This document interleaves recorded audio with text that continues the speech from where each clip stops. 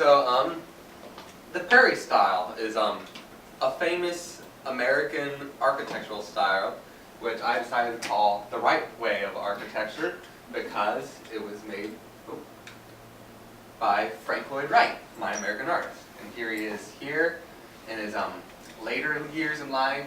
He lived quite a long time, as you can see, from the late 1860s all the way up to the late 1950s, so that's about over 90 years, I believe. He was very active around the turn of the century and all the way up to basically his death. He shaped architecture in America for most of the first half of the century, which was a great time of change for American architecture.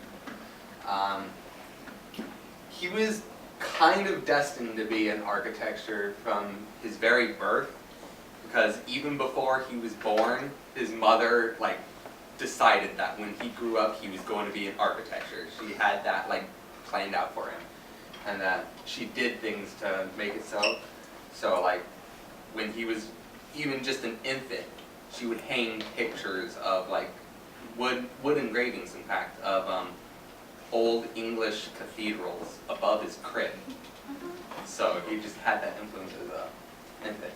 And when he was little, she bought him this set of building blocks, which was basically his only toy because he lived on a farm as a kid.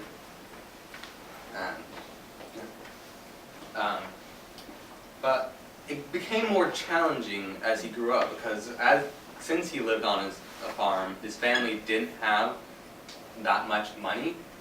And so instead of being able to go to an architectural school, where most architects did at the time, he could only afford to go to his state university, and they did not have a course in architecture, so he was succumbed to taking engineering, which I believe helped him more in the long run, because under the engineering course, he learned things architects of the time did not learn, such as the characteristics of materials and their stresses and things, so he can build safer and stronger buildings. He didn't actually stay in college very long. He was a very confident man, so he dropped out after 3 semesters and went to Chicago to search for a job.